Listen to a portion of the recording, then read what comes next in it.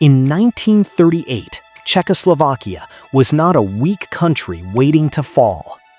Its Skoda factories built tanks and artillery for a modern army, hundreds of thousands strong. Concrete fortresses lined the German border, defenses most European countries did not have. Yet when crisis came, this country was not allowed to decide its own survival. It lost the ability to defend itself before a single shot was fired. An army stood ready, but the ground where it was meant to fight had already been given away. To understand how that happened, we have to look at what Czechoslovakia actually had before Munich. It inherited 70% of the heavy industry from the collapsed Austro-Hungarian Empire.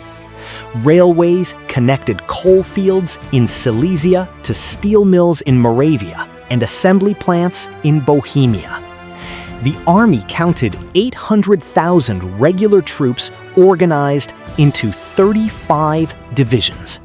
Its border with Germany ran along the Sudeten Mountains, a natural wall reinforced with concrete bunkers and anti-tank barriers. Sandwiched between Germany, Poland, Austria, and Hungary, the country had turned geography into a defensive advantage. But military strength only matters if you are allowed to use it. And that permission did not come from Prague. The key to the whole story was a strip of land called the Sudetenland. It was a crescent of mountains wrapping the western and northern edges of Bohemia. On those slopes, the army built its strongest fortifications: concrete bunkers, machine gun nests, and observation posts facing Germany. Behind the mountain rim lay coal mines, steel mills, and the industrial heart of the country. About 3 million German speakers lived there, with their own schools, newspapers, and political movements. But the true value of the Sudetenland was not ethnic. It was strategic. Whoever held those mountains controlled the gate into the Czech heartland. And Hitler understood this very well.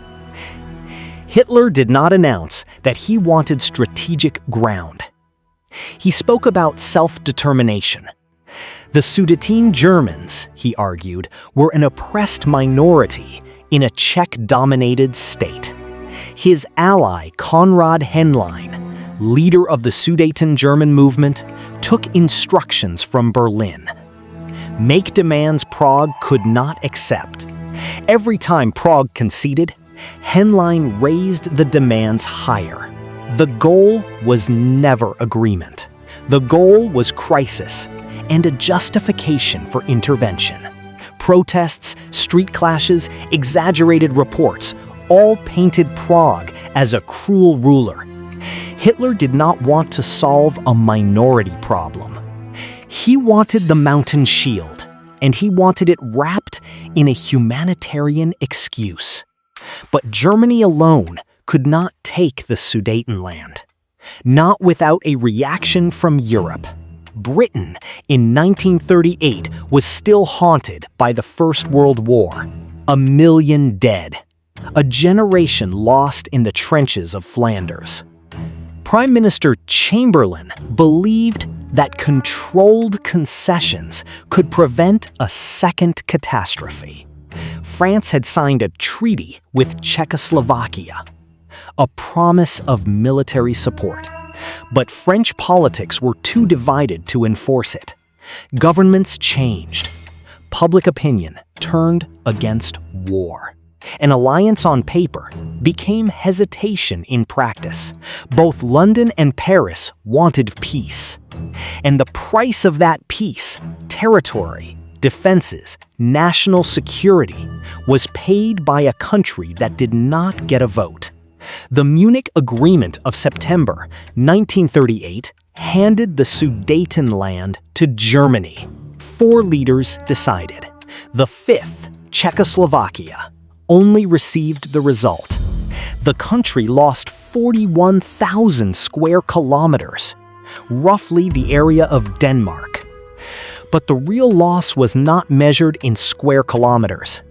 It was measured in coal, steel, and defensive depth. The country lost 70% of its coal, most of its steel production, and a fortress line that had never been used. The army still existed. Its weapons still existed. But the defense plan, built around the Sudeten mountain rim, no longer had ground to stand on. A Czech soldier inside a fortress, ready to fight, ordered to leave without firing a shot. That was the price of peace decided by others. If Munich had truly secured peace, the story might end here, but it did not. The Sudetenland was annexed. The fortresses fell silent. The Czech-Slovak state weakened in economy and morale. Trust in allies had evaporated. In March 1939, less than 6 months after the agreement, German troops entered Prague without resistance, without negotiation, without a new treaty. Skoda factories began producing for the German army.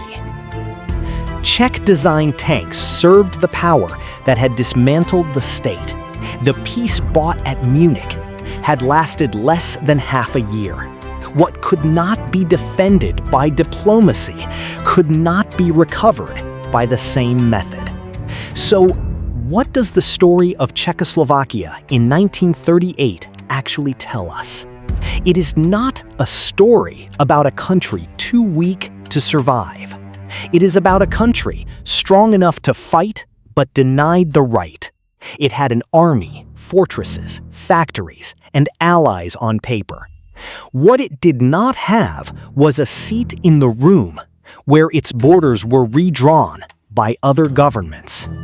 For a small nation between great powers, absence from the decision room can be more dangerous than any invading army.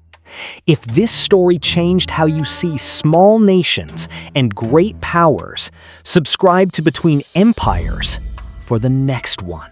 Because between empires, the room where decisions are made is sometimes the most dangerous place, or the safest to be absent from.